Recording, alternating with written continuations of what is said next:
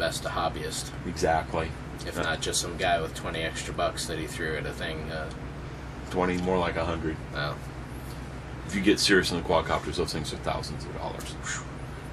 So, yeah, if you know about it, and if I'm wrong, of course, someone's going to correct me from Texas. But if you know about it beforehand, you plan it out. It's not a big deal. Like out here, there's a lot of canyons going on, and there's canyon fires. Every year we have fires all over the mountains here, and new people that move in there will be like, oh, I didn't expect this fire to come raging through. It's not my fault. And, there's 30 years, 50 years of history of fires burning down your particular lot. Right. And they're like, what? What? Yeah, I feel the same way. In Texas, every year there's some of the rivers flood. And people are like, my house is destroyed. You're next to a river that floods every year. Of course it's going to be destroyed. Yeah, exactly. Didn't you get flood insurance? No, it was too expensive. There's a reason it's so expensive. It's going to flood. They don't want to pay for it. Okay, we're off subject. Yeah. This You is want to not look around or a particular tour of everything for the We can pull the viewers or camera and take a subscribers, tour or?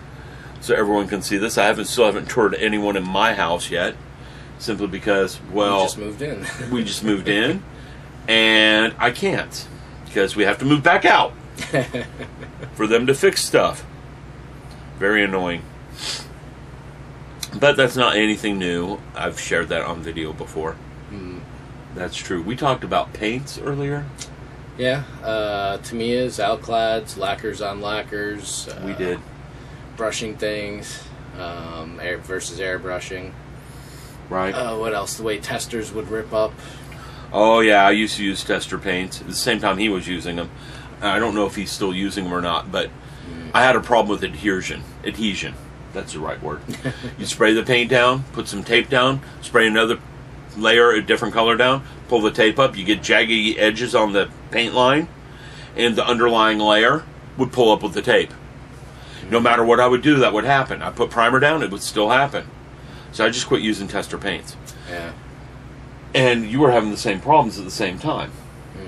Yeah, that's back when I was starting my own YouTube channel, and I was going for testers simply because of the affordability of it compared to any of the others. Oh, it's cheaper, and it's more readily available. And it shows why it's so much cheaper. Yeah. But once I started on the Jupiter here, that was all ModelMaster, so I started investing in that, and I haven't needed to buy any different paints because I'm still stuck on this model. Right. But when I do, I'll probably go Tamiya's, more ModelMasters, because that's been pretty reliable so far. Yeah, I'm going to ask Tom some questions. I want to see if he knows something. Oh, yeah, let's see. Okay, this is about paint. What is the difference? I mean, what can you do with paints? Like, what I mean is lacquer versus enamel versus acrylic. Can you mix those paints? I would say no. Simply because of the base that they're worked on, acrylic being water compared to oil, compared to lacquer. None of those are going to play well, you can't mix them together in color. Like on top of each other, yeah, I see. Yeah, on top of each other. You can't mix the paints, no. I can't take a lacquer and mix it with an acrylic. You're going to get a gooey mess. You're just going to get a gooey mess. Now, lacquers and enamels might mix. Yeah. There's one that's the but other. I wouldn't try it. It's either lacquers on enamels or enamels on lacquers. You know, that's safe. I have done both ways. The trick is to let the paint to cure fully. Now, the problem is enamel paints can take 2 weeks to cure. Whereas a lacquer, an hour. Yeah, yeah. So, when you do the enamel paint, you've got to let that thing sit a week before you put in the lacquer over the top. I think that was it. Just the lacquer is so much hotter than the enamel. It'll eat into it if it's not cured. But once it's cured, it's got like a hard shell, and it's harder to damage that enamel. But like when I was doing that Alclad paint chip thing I showed you, that's all black gloss enamel that I put the Alclads on, so I didn't have any problems with that. And the Alclads are lacquer. They're hardcore lacquer, too. They're not the minor lacquer. Yeah. Like Tamiya paint's kind of lacquer, kind of not. But even then, if you're working with different enamels like a Krylon and a Rust-Oleum, those can fight each other, and even though they're enamels. Right. So and it comes down to formulations. Those paints I won't use anymore for hobby. Yeah. I used to. I quit. And I quit because I got weird interactions with hobby paints. Like, yeah, let me put down this white primer from Rust-Oleum, and then I'll put Tamiya Tamiya gloss red paint over the top, and it bubbles. Oof. And you're making a car model, you don't want that bubbling. Then I put a Tamiya primer down, and then I put Tamiya gloss over it, no bubbles. I had figured like a company like Tamiya would make their own primer just to make the money and say, okay, yeah, it does work with our stuff, but in this case, It does work really with their stuff, yes. And you can't guarantee results from someone else. That's why you should always test it. I've got a set of sheet styrene. Old for sale signs and stuff. I went to a garage sale and a lady had a big box of for sale signs saying free. I took them all because they're styrene. Yeah, and they're great for doing demo paint on. So I'll paint some colors down that I want to use and see if they interact. That's a good idea. So I usually, not always, experiment before I do when I haven't done it before, and even then it doesn't guarantee anything. I had some really freaky results recently, and I don't remember what it was, that just didn't match what my past experience was. I think I was spraying an all-clad paint over something, and it just went bad. And I had done that exact same thing before in the past. So even if you stick with just pure all-clad paints, you can't guarantee it's going to go good. Now, I know for a fact all-clad chrome is tricky. And you can't spray a lacquer paint over it. Okay. It just takes a gloss finish right off. But So other than that, I think you can pretty much spray any kind of paint on any kind as long as it's fully cured. Probably, yeah. Acrylic may not be strong enough to support things if you put it on that. Well, because it is a it is a plastic too. It is a plastic, and the thing about acrylic is, this is why I brought up the different types of paints. Because I've done this before. I'll spray down acrylic paint, and then I got some panel lines I want to fill in with the same color. So I'll use an enamel paint. Because the enamel thinner won't touch the acrylic. Oh. So I can just wipe that off with some thinner, and then leave only the paint in the crevices. Oh, that's a great idea. So I've done that before. And the tester paints are really good about color matching between their different kinds. Their enamel and their acrylic are almost perfectly color matched. Good. That's good to know. So if you buy white acrylic and white enamel, they're the exact same color. One of the reasons why I've stayed away from acrylics is that with, at least on the fine art side, they dry a tone lighter than they are wet. So when you, at least with fine art, if you put a particular red down and you're expecting that, and then it fades, you're like, what? Whereas oil paints, they go down wet, they stay that tone the entire time. So I've never gotten into acrylics on model kits because I would expect the same thing, but I don't know if that's true. The Leho paints that are acrylic that I've used dry like a mat, and they peel up in big chunks. Yeah. They're tough when they dry. They're hard to scratch when they're dry. I did that on the Brocchieri Cruiser. And I don't like cleaning them out of airbrushes. The Tamiya paint, put some lacquer thinner in there, it's gone. It cleans right out of that airbrush. Nice. I'm not pulling the airbrush apart. I'm not getting a gummed up airbrush. But when I use Vallejo paint, and I don't use it much, there's people that swear by this stuff. Not me. I don't like it because it gums up the airbrush, and I got to tear the whole airbrush apart to clean it out. And it's not because I'm using lacquer thinner. I know when you put lacquer thinner with Vallejo paint, you get goo. You get this big gooey ball. I've had that happen to me with different paints. It just not Vallejo, but it immediately just it gels. Okay, and I made that mistake in the airbrush. Oh, bad! Turns into a wad of gum inside the airbrush. New airbrush. Oh, that was so fun to clean out. No, I cleaned it out. Yeah, I eventually got it clear. I threw mine out when that happened. But the Vallejos, they bond up really good. They're polymer chains, which is a long molecular chain.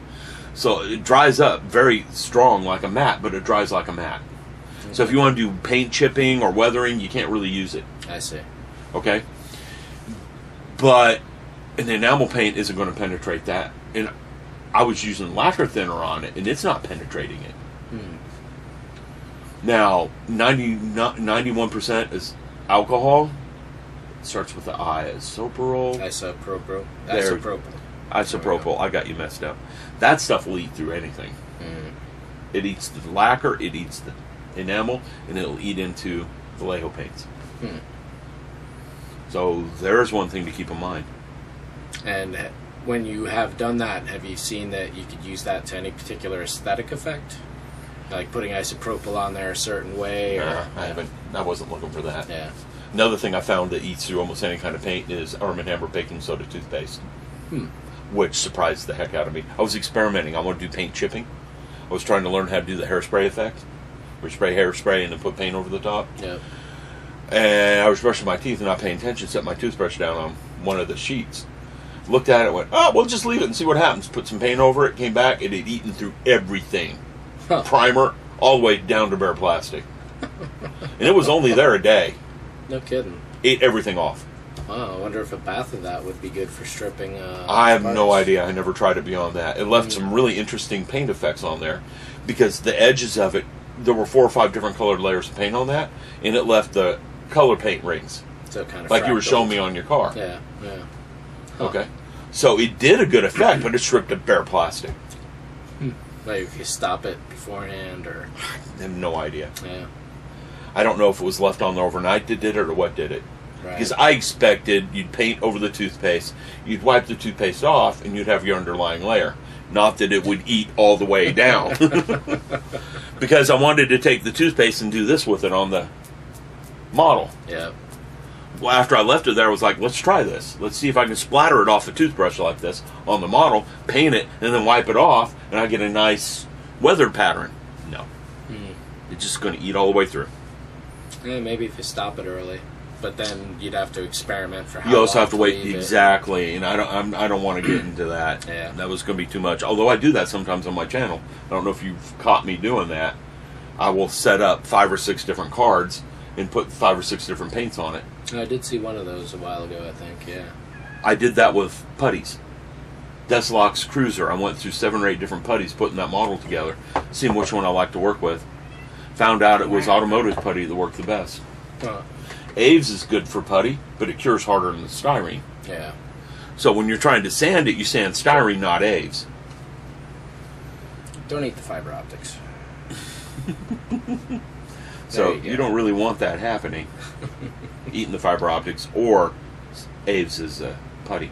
The good thing about Aves as a putty, though, is you can put water on it and just smooth it right flat. Yeah. Flush with the I surface. do love working with the stuff. It does work good. In fact, I loved it for a long time. But someone sold me on Bondo automotive putty, and it works better. It's lacquer based. If you got lacquer thinner laying around, I don't know if you can get that stuff in California. Steve Nee was complaining about that in one of his videos. Yeah, it's kind of hit or miss here and there, and some shops will have it, some won't. Some have old stock, some have new formulations, and it's always changing up. Right. For a while, we couldn't get a Squadron putty because of It had whatever's lacquer thinner in it. It has Yeah. lacquer thinner in it. But they can sell Alclads in state, so That's got lacquer thinner in it. yeah. So it's could be anything. Maybe it's the toluene and Or maybe that's the general public and hardly anyone messes with alkali lacquer paints. that's So another they just, it's a specialty paint, so they ignore it. yeah. Whereas in Texas, I can walk into a big box home improvement store and there's lacquer thinner on the shelf. Anyone can buy this stuff. To me, it was putty we couldn't get for a while either. You could- They had to reformulate. California that. held up Tamiya paints for about a year. Yeah. Tamiya glue paints and everything because they didn't have the proper label on it. Oh, is that what happened? Yeah, that's what happened. And once they finally got the proper label on it, it came right back in. Oh. They didn't reformulate it. Oh, okay. Yeah, I heard a different story. The spray can was fine because they had the proper label on the spray can, so you could get spray paint, but you couldn't get the bottle paint. I had a talk with more than one person about that one, and Scott with Elm City Hobbies finally, I think it was him, finally told me what was going on. Hey, baby. Are you videotaping? It's okay. Hi. No, Can I over have a there. drill? Oh, there. Oh, my baby wants a drill. Mine should be calling soon to come get me. Oh yeah, I probably should call her and just tell her to come get me real quick. Oh, Are yeah. they all done? It's 6 o'clock. They've been at the beach for 3 hours. Oh. They forgot me. They don't want to leave. They're already in Anaheim. Yeah, they forgot me. So I'm going to send her a text. That way it's not as intrusive as a phone call. I'll be back in a second. Okay. I'll just pause the video. That Break. way I can actually talk to the wife. Camera. On There you go. Tom's green screen. And I will do a flip between the two videos when I edit this up, so you guys can see this thing. This thing is not really a small camera. Nice little thing. It is. This remote, it came with a camera. Yeah. It's got a good range, but when I hit record, it records and then shuts down. It's getting twice the signal that it should. So it's sending the signal twice. That's strange. It always shuts off fine, but it never starts fine. And I don't know how many times it's caused me trouble. And I haven't used it for a while, so usually I know to check it. I could always just flip video cameras to the tiny one, but it doesn't have a remote. So what does the future of YouTube and model making have for you? Future, big spring contest. Yeah. I've been debating back and forth on 2 or 3 things. I usually keep this quiet and secret, and I don't know why. I just do. I talked with Tom about all 3 of these. One, you guys have seen the Macross Tomahawk. I think that's what it is. Destroyed Tomahawk. It's Tomahawk, yeah. Okay, you guys saw that. It's the Wave Model 172nd. I've thought about building a diorama with it in for service. Since it's 172nd, planes are often 172nd, so I can get ground crew really easy. Definitely. With little trucks and all sorts of stuff. That would be easy to do. It means I get to watch Robotech. There you go. I get to watch brain farting everywhere up here. I get to watch Robotech again, so I can see what the hangars look like. Good idea. Yeah. So that's one idea. The other idea is flying sub from Voyage to the Bottom of the Sea. Oh, right. And I could detail the interior. Nothing like that. That's what, an 18-inch or so, or? Yeah, it's about like that. And it's got full interior like Jupiter 2 does. The only thing that stops me there is the reactor wall. It had rolling lights. The lights will go up from the bottom. Oh, okay. I was thinking it was on like a circle that was spinning. Right, but it was horizontal. Oh, okay. So the lights would move up. Okay. And I have no idea how to duplicate that. None. A lot of people just stick RGB LEDs in there, but it just never looks right. Especially when they do the slow blink and then click to the fast blink. Yeah. Yeah. Those kind are just no good. You got to have the kind that slowly fade. That might work. But hey, that's what holds me back on that one. I have a photo etch set for the interior, and I have resin pilots. Figure painting, that's another thing that holds me back. Me too. I'm not a figure painter. Got to go to the painting clinic for that. Yeah. I've watched a lot of Tony's videos. The third thing I've thought about doing, and you guys just saw my out-of-box review that was hastily done and horribly done in my opinion.